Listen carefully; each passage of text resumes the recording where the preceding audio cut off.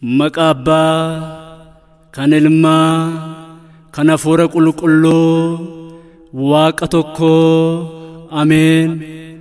Ani jireenya koo guutuu Waaqayyoon nan galateeffadha. Baran jiraadhu hundumaattis uumaa koof nan faarfadha. Faarfannaa Daawit faarsaa lakkoofsa 2.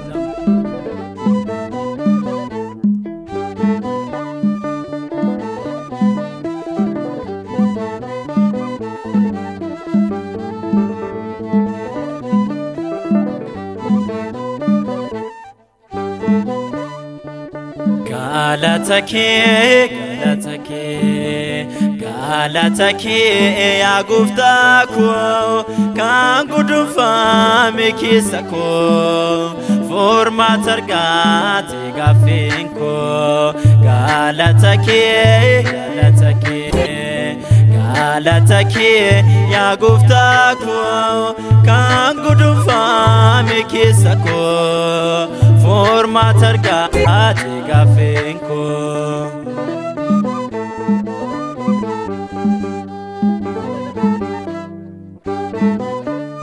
Siya kufedo fankone kiyo diriso sanavjine iyo fayiste anargira fayo barbade salufera waqat samane leyo yome yutanane sudado ate fayista chopamota ulfina gisa dadabota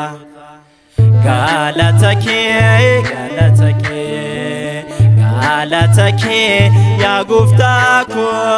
kan gudufa me kisako forma targate gafenko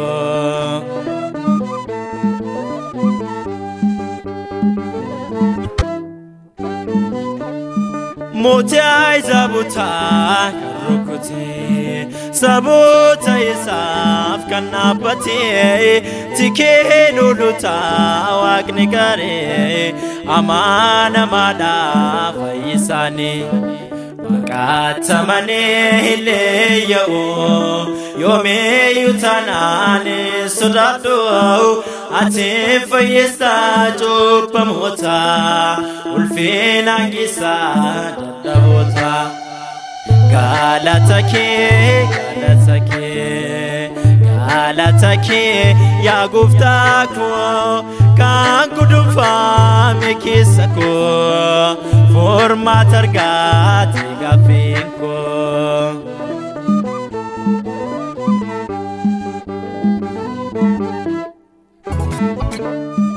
Gamon yarko adigamo arsan waqayyo faqalamo galler rabdinan be yormate jireenyi goftaan murteti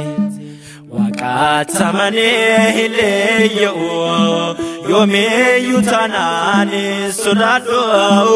ate fayista chopamota ulfina gisa dadabota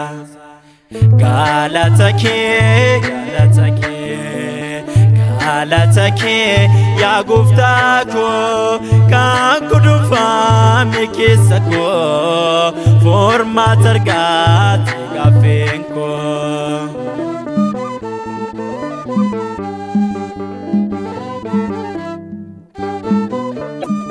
Maga kilabsa Wakako ate harjadam garlafisa yomo atanaf dadanoda dibatan banne anandibda waqatamane leyo yome yutanane sudado ate fayista chopamota ulfina gisa dadabota